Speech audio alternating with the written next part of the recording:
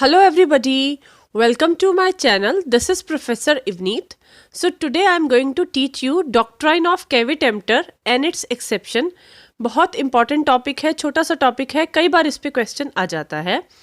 So इससे पहले भी मैंने बिजनेस लॉ की बहुत सी वीडियोस बनाई हैं. अगर आप लोगों ने वो वीडियोस नहीं देखी हैं तो मैं उसका लिंक ऊपर आई बटन, नीचे डिस्क्रिप्शन बॉक्स और पिन कमेंट्स में दे दूंगी, तो आप चेक कर लीजिएगा. So without wasting any time let's get started.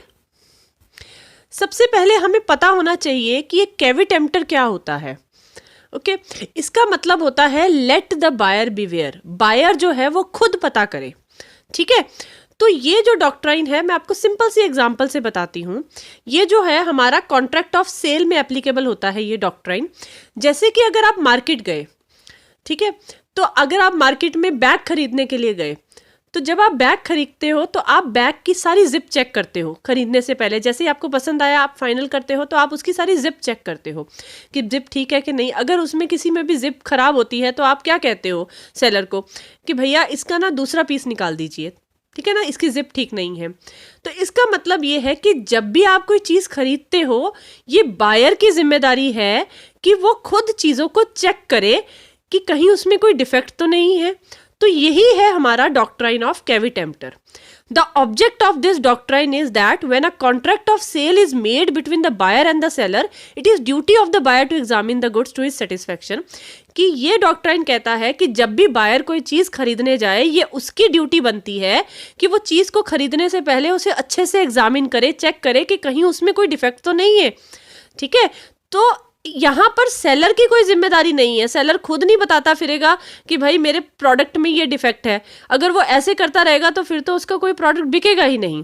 तो यहाँ पर बायर की जिम्मेदारी बनती है कि जब भी वो कोई चीज़ खरीदे वो उसे अच्छे से चेक करे, क्योंकि बाद में जो है वो सेलर उस चीज़ के लिए रिस्पॉन्सिबल नहीं होता है. ओके, तो डॉक्ट्राइन ऑफ कैवी-टेम्पटर कहता है let the buyer beware. Buyer जो है वो खुद पता करे कोई भी चीज़ खरीदने से पहले. क्लियर? लेकिन कुछ ऐसे केसेस हैं जहां पे डॉक्ट्राइन ऑफ कैवी-टेम्पटर जो है वो अप्लाई नहीं होता है. मींस वहां पे बायर रिस्पॉन्सिबल नहीं होता है. अब वो कौन सी ऐसी एक्सेप्शंस हैं, ये हम एक एक करके जो है आगे डिस्कस करेंगे. तो ये 5 एक्सेप्शंस हैं. First is where the buyer relies on the judgement and skill of the seller. इसका मतलब ये है कि जब बायर कुछ खरीदने गया उसने सेलर के ऊपर ही सब कुछ छोड़ दिया. मींस उसे नहीं पता कि उसे ये पता है कि उसे कौन सी चीज़ खरीदनी है, क्या खरीदना है, लेकिन उसे ये नहीं पता कि उसे कौन सी क्वालिटी का लेना है, क्या लेना है. मतलब वो जाके क्या करता है, सेलर को बता देता है कि मुझे ये प्रोडक्ट चाहिए और मुझे इस पर्पस के लिए चाहिए, मुझे इसे इस चीज़ में यूज़ करना है. अब आप बता दीजिए कौन सा अच्छी क्वालिटी का रहेगा, कौन सा सबसे बेस्ट रहेगा.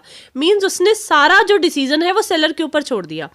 तो सेलर जो है वो अपनी नॉलेज के अकॉर्डिंग, क्योंकि वो उसी चीज़ में डील करता है, वो उसे बेस्ट ऑप्शन देता है कि आप ऐसा करिए, ये खरीद लीजिए. तो यहाँ पर जो है वो डॉक्ट्राइन ऑफ कैवी-टेम्पटर अप्लाई नहीं होता. क्यों? क्योंकि बायर ने सारा ही जजमेंट जो भी है डिसीजन सेलर के ऊपर छोड़ दिया है. तो यहाँ पे सेलर बाद में ये नहीं कह सकता कि बायर को खुद चेक करना चाहिए था. अगर बाद में गड़बड़ निकली प्रोडक्ट में तो सेलर बाद में ये नहीं कह सकता कि बायर को खुद चेक करना चाहिए था, मैंने तो दे दिया था. तो ऐसा ये चीज़ यहाँ पे डॉक्ट्राइन ऑफ कैवी-टेम्पटर अप्लाई नहीं होगा. When the buyer makes known his requirement, मतलब जब बायर ने अपनी रिक्वायरमेंट बता दी है कि मुझे ये चीज़, इस चीज़, मतलब ये जो गुड्स है मुझे इस पर्पस के लिए चाहिए, कि वो गुड्स से क्या एक्सपेक्ट करता है और उसने उससे क्या यूज़ करना है. ठीक है, और वो रिलाइज होता है भरोसा, और उसने बिल्कुल ही सेलर के ऊपर छोड़ दिया उसकी स्किल और उसकी जजमेंट पे कि आप बताइए कि मैं कौन सा लूँ. तो उस केस में डॉक्ट्राइन ऑफ कैवी-टेम्पटर अप्लाई नहीं करता है. Under such circumstances it becomes the duty of the seller to provide quality goods to the buyer. यहाँ पर सेलर की ड्यूटी बन जाती है कि वो बायर को अच्छी क्वालिटी के गुड्स दे to meet his specific requirements. ठीक है, अब इसको मैं एग्जाम्पल से ज़्यादा क्लियर करूंगी. इस पे ना एक केस है, बहुत इंपॉर्टेंट केस है, Bombay Burma trading corporation versus Agha Mohammad का एक केस है. यहाँ पर क्या था, B purchase timber from C. B जो है वो बायर है और सी सेलर है. बी ने जाके सी से टिम्बर खरीदी. अब वो टिम्बर जो थी, अब उसे तो नहीं पता था कि टिम्बर भी बहुत क्वालिटी की आती है, मुझे कौन सी खरीदनी है. उसने जाके सीधा सेलर को बता दिया कि मुझे टिम्बर चाहिए, उससे मुझे रेलवे स्लीपर्स बनाने हैं, मतलब इस तरीके की ऐसी टिम्बर देना मुझे. अब जो बी है उसने तो सी को सब बता दिया. अब यहाँ पे सी की जिम्मेदारी बनती है कि वो उसे ऐसी टिम्बर दे जो रेलवे स्लीपर्स बनाने के लिए बेस्ट हो. तो it was held that B could reject the timber as it was not fit for the purpose. अगर वो टिम्बर जो है अगर वो खरीद के ले गया सी के भरोसे पे, सी ने बोला कि आप ये वाली टिम्बर ले जाओ, ये बहुत बढ़िया है, तो अगर वो टिम्बर सूटेबल नहीं हुई रेलवे स्लीपर्स बनाने के लिए, तो वो टिम्बर को रिजेक्ट कर सकता है और उस कॉन्ट्रैक्ट को मतलब वो कैंसिल कर सकता है उस सेल को। ठीक है, तो यहां पर ये है कि उसने बी ने जो है वो सारा ही जजमेंट किसके ऊपर डाल दिया, सी के ऊपर, तो यहां पर कैविटेम्प्टर जो है वो हमारा अप्लाई नहीं होगा। Next is fitness for a particular purpose. इसका मतलब क्या है, जब आप कोई चीज खरीदने जाते हो तो आपके माइंड में ये होता है कि आप उस चीज को किस पर्पस के लिए क्या खरीद रहे हो, कि मतलब उसका बेसिक यूज क्या है। जैसे सपोज अगर आप कोई रेफ्रिजरेटर खरीदने जा रहे हो, ठीक है, तो उसका बेसिक पर्पस है कि वो चीज़ों को ठंडा रखता है। अब वहाँ पे जाके आप बायर जो है वो ये तो नहीं चेक करता ना कि आप ऐसा करिए कि मैं एक बॉटल लेके आया हूँ पानी की, इसे फ्रिज में रखो, आधा घंटा रखो, मैं देखना चाहता हूँ कि क्या ये फ्रिज ठंडा करता है कि नहीं। या फिर जब आप वॉशिंग मशीन खरीदने जाते हो, आप ऐसा तो नहीं कि घर से कपड़े लेके जाते हो कि मैं उसमें डाल के चेक करके धो के देखूंगा कि क्या ये वॉशिंग मशीन कपड़े धोती है कि नहीं। वो एक बेसिक इम्प्लाइड कंडीशन है जो होगी कि मतलब अगर आप वॉशिंग मशीन खरीदने जा रहे हो तो वो अच्छे कपड़े, वो कपड़े धोती होगी। अगर आप रेफ्रिजरेटर खरीदने जा रहे हो तो वो चीज़ों को ठंडा रखता होगा, तो मीन्स उसकी क्वालिटी और यूजेबिलिटी बिल्कुल मतलब उसके अकॉर्डिंग वो फिट होगी। अगर उस केस में जो है वो हमारा बायर जो है वो रिस्पॉन्सिबल नहीं होता है, मीन्स उसको ये चीज़ें जाके चेक नहीं करनी होती है, वहाँ पर सेलर ही जिम्मेदार होता है। अगर आप कोई ऐसी चीज़ आप रेफ्रिजरेटर खरीद के ले आए और वो ठंडा नहीं कर रहा चीज़ों को, तो वहाँ पर सेलर ये नहीं कह सकता कि भाई ये तो बायर को आके देखना चाहिए था, चेक करके लेके जाना चाहिए था। नो, वहां पर जो है वो सेलर ही रिस्पॉन्सिबल होगा। यहां पर डॉक्ट्राइन ऑफ कैविटेम्प्टर अप्लाई नहीं होता है। The implied condition about the fitness of goods for a particular purpose in terms of quality, means quality अच्छी होनी चाहिए, usability, and in some circumstances depends upon the custom और the practices of trade. The doctrine of buyer beware is not applicable. अब इसकी example देखो, when a person buys a water cooler, जब एक person जो है वो वाटर कूलर खरीदने के लिए जाता है तो उसकी एक इम्प्लाइड कंडीशन मानी जाती है कि हाँ वो वाटर कूलर पानी ठंडा करता ही होगा। अब यहाँ पर बायर की जिम्मेदारी नहीं है कि वो चेक करे कि क्या वो वाटर कूलर पानी ठंडा करता है कि नहीं। यहाँ पर कैविटेम्प्टर अप्लाई नहीं होता है क्योंकि वो उसकी बेसिक चीज है, वो तो उसमें होनी ही चाहिए। तो वहां पे सेलर ही रिस्पॉन्सिबल रहता है अगर वो चीज वो जो वाटर कूलर है अगर पानी ठंडा नहीं करता है। Okay, next is sale by description. Description का मतलब होता है जब सेलर ने कोई चीज़ बायर को डिस्क्राइब करके बेची है, मीन्स उसने चीज़ के बारे में बताया कि ये मेरा प्रोडक्ट है, इसमें ये चीज़ है, इसमें ये ऐसे करता है, इसका ये यूज़ है, ऐसे करके बताया, मतलब पूरा डिस्क्रिप्शन दे के उसने चीज़ को बेचा है। तो अगर वो प्रोडक्ट डिस्क्रिप्शन के अकॉर्डिंग नहीं मैच खाता है, मतलब मैच नहीं होता है, तो उस केस में डॉक्ट्राइन ऑफ कैविटेम्प्टर अप्लाई नहीं होता है और जो बायर है वो चीज़ को वापस कर सकता है। When the sale of goods is made by description, it involves some implied condition and warranties, and the कैविटेम्प्टर यहाँ पे अप्लाई नहीं होता है। The goods sold must match their description, मतलब जो गुड्स बेचे गए हैं वो डिस्क्रिप्शन के साथ मैच करने चाहिए जो सेलर ने हमें बताई, जो बातें हमें सेलर ने बताई गुड्स के रिगार्डिंग, वही चीज़ें होनी चाहिए जब बायर उसे खरीदे। Otherwise the buyer can refuse होता है मना, टू एक्सेप्ट द गुड्स।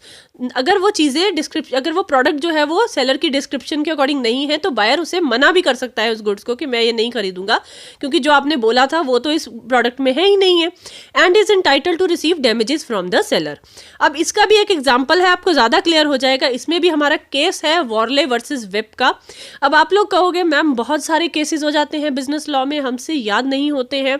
देखो, अगर आप केसेस याद कर सकते हो तो वेल एंड गुड, आपको बहुत ज़्यादा मार्क्स स्कोर होंगे। लेकिन जैसे अगर बहुत ज़्यादा केसेस हो गए, आप एक आधा भूल भी गए, तो इसमें टेंशन नहीं लेनी है। आप केस मत लिखिए, आप केस को एग्जाम्पल बना के लिख दीजिए क्योंकि कहीं ना कहीं हमें एग्जाम्पल ज़रूर याद रह जाती है। ठीक है, अब इस केस में क्या हुआ था, in this case A promise to sell a machine to B. A ने प्रॉमिस करा कि वो बी को मशीन सेल करेगा विच बी हैज़ नॉट सीन। अब बी ने वो मशीन नहीं देखी है। अब ए उसके बारे में बी को बता रहा है, डिस्क्राइब कर रहा है। ए ने क्या कहा कि वो मशीन जो है वो 1 ही साल पुरानी है and sparsely used, come used हुई है वो। ठीक है, उसने बस ये बोला। अब बी ने उसके भरोसे पे वो चीज़ जो है वो खरीद ली, वो मशीन खरीद ली।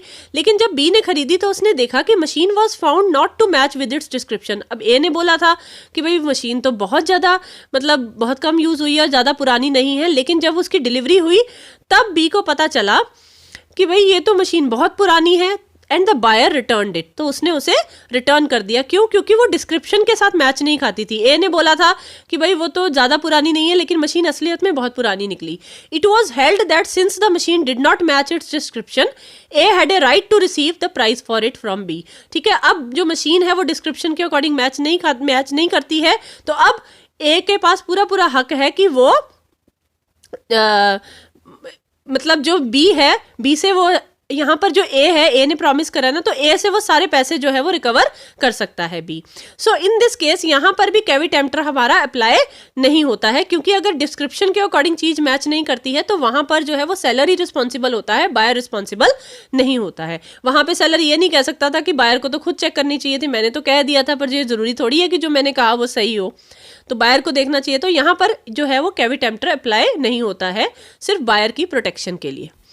Next is sale by fraud. अगर आप किसी को कोई चीज़ बेचते हो फ्रॉड करके, फ्रॉड का मतलब होता है जब आपकी इंटेंशन, आपकी नियति है किसी को धोखा देने की, ठीक है, तो उस केस में भी doctrine of caveat emptor apply नहीं होता है। The doctrine of caveat emptor shall not apply to all those purchases which have been made by the buyer under the contract, जहां पर बायर का जो कंसेंट है, ठीक है, वो कैसे लिया गया है? फ्रॉड से लिया गया है। Where the buyer relies on the false representation of the seller, means seller ने झूठ बोल के प्रोडक्ट के रिगार्डिंग उसको चीज बेच दी है और बाद में जो है बायर को उसके डैमेजेस हो गए हैं। A seller who is guilty of fraud, जिस सेलर ने फ्रॉड से चीज बेची है, शेल हैव नो प्रोटेक्शन, वो बाद में ये नहीं कह सकता कि भाई मैंने तो कुछ भी बोल दिया, अब ये तो बायर की जिम्मेदारी है ना कि उसको चेक करना कि मैंने जो बोल रहा हूँ सही बोल रहा हूँ कि नहीं बोल रहा हूँ। तो ऐसा नहीं है। अगर आपने कोई चीज फ्रॉड से, धोखे से, गलत बोल के किसी को बेची है, तो वहां पर सेलर इस चीज की प्रोटेक्शन नहीं ले सकता कि बायर को देखना चाहिए था। तो यहाँ पर डॉक्ट्राइन ऑफ कैविट एम्प्टर जो है वो अप्लाई नहीं होता है और सेलर ही रिस्पॉन्सिबल रहेगा अगर कोई लॉस होता है बायर को। Clear? Next is latent defects. अब पहले लेटेंट डिफेक्ट्स पता होना चाहिए। लेटेंट डिफेक्ट्स कौन से होते हैं? देखो, कुछ तो डिफेक्ट ऐसे होते हैं प्रोडक्ट के जो हम सामने से जब देखते हैं प्रोडक्ट को हमें पता लग जाता है कि इसमें ये प्रॉब्लम है, ठीक है, तो वो जो होते हैं वो डिफेक्ट हमारे सामने से दिख जाते हैं, वो अपरेंट डिफेक्ट होते हैं हमारे।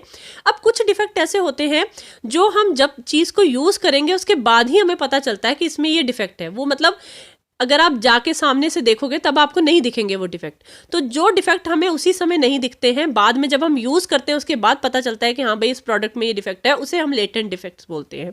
तो लेटेंट डिफेक्ट के केस में भी जो है वो कैविट एम्प्टर अप्लाई नहीं होता है। The seller is responsible to the buyer for all such defects in goods which are not apparent. Apparent होता है जो दिखते हैं, दिखना। एपरेंट होता है दिखना, नॉट एपरेंट मतलब नहीं दिखते। Not apparent to the person of normal intelligence, ठीक है, जो नॉर्मल इंटेलिजेंस वाला पर्सन है उसको वो नहीं दिखेंगे latent defects. The responsibility of the buyer to examine the goods for any defect is limited to the extent where the defects are apparent and can be spotted by the buyer। तो responsibility buyer की सिर्फ तभी होती है जब उसी defect के लिए, मतलब जो डिफेक्ट दिखते हैं उसी के लिए बायर रिस्पॉन्सिबल होता है। अब जो डिफेक्ट दिखते ही नहीं है, स्पॉट ही नहीं किया जा सकते, तो उस केस में बायर कैसे रिस्पॉन्सिबल हो गया? तो वहां पर भी जो है वो कैविट एम्प्टर अप्लाई नहीं होता है। जैसे मैंने आपको वो एग्जांपल दी कि एक पर्सन बैग खरीदने के लिए, जैसे हम मार्केट जाते हैं तो हम उसकी जिप चेक करते हैं, तो वो ऐसा डिफेक्ट है जो सामने से दिखता है। अगर उसमें कुछ गड़बड़ हो जाती है तो मतलब फिर सेलर जो है वो उसके लिए रिस्पॉन्सिबल नहीं है। सपोज अगर आप खराब जिप वाला बैग ले आए, तो आप जब वापस उसे देने जाते हो सेलर को, तो वो ये भी कहता है कि भाई आपने घर जाके खराब कर दी, मेरी तरफ से तो जिप बिल्कुल ठीक थी, ठीक है ना। अब आप लोग कहोगे कि नहीं, कई बार तो सेलर वापस भी कर देता है। तो ये एक सेलर की अपनी वो है, एथिक्स है कि वो वापस कर दे, या फिर अगर वो आपको जानता है तो वो तब भी वापस कर देगा। लेकिन नॉर्मली सेलर ये कह सकता है कि आपको देख के लेके जाना चाहिए था, तो वो आपको कह सकता है कि आपने शायद घर जाके खराब करी है। तो वो डिफेक्ट दिखते हैं, लेकिन कुछ डिफेक्ट जो नहीं दिखते हैं उसके लिए बायर रिस्पॉन्सिबल नहीं है, उसके लिए सेलर ही रिस्पॉन्सिबल है, और वहां पर कैविट एम्प्टर अप्लाई नहीं होता है। The buyer can not spot the latent defects, क्योंकि वो लेटेंट डिफेक्ट्स को नहीं ढूंढ सकता उसी समय, in goods that are not apparent, क्योंकि वो दिखते ही नहीं है। When he examines the goods, the liability for such defect is of the seller only. तो इस केस में अगर डिफेक्ट बाद में निकलता है कोई, तो उसमें लायबिलिटी सेलर की ही होती है। अब इसमें भी हमारा एक केस है मोदी वर्सेस ग्रेगसन का। इस केस में क्या हुआ था देयर वॉज अ हिडन, छुपा हुआ, हिडन होता है छुपा हुआ, latent defect in the cloth, कपड़े में कोई लेटेंट डिफेक्ट था छुपा हुआ, जो कि सेलर ने सप्लाई करा, which made it unusable for the quotes. मतलब वो कपड़ा कुछ ऐसा था कि जिससे कोट नहीं बन सकते थे, कुछ ऐसा उसमें डिफेक्ट था, ठीक है। और वो डिफेक्ट ऐसा था कि जो दिखता नहीं था सामने से। The court held that the seller guilty because even though after the thorough examination of the sample it was not possible to pin point the defect in the material, ठीक है। तो उस कपड़े को देखने के बावजूद भी वो डिफेक्ट जो है वो नहीं दिखता था। तो उस केस में जो है वो बायर जिम्मेदार नहीं है, सेलर ही रिस्पॉन्सिबल है, क्योंकि उसमें लेटेंट डिफेक्ट था। जो तो डिफेक्ट दिखते हैं उसमें कैविटेम्प्टर अप्लाई करता है, लेकिन जो डिफेक्ट लेटेंट डिफेक्ट होते हैं, जो सामने से आप देख के नहीं पता कर सकते कि इसमें ये प्रॉब्लम है, तो उस केस में जो है वो सेलर रिस्पॉन्सिबल होता है और वहां पर कैविटेम्प्टर अप्लाई नहीं होता है। ओके, सो आई होप आपको ये टॉपिक बिल्कुल क्लियर हो गया होगा। इन केस अगर आपको फिर भी कोई डाउट रह जाता है तो आप मुझे कमेंट सेक्शन में लिख सकते हैं। और हाँ, अब इसके बाद आपने अगर ये सारी वीडियो देख ली है तो आप ये टॉपिक कभी भूलोगे नहीं, आई एम 100% श्योर।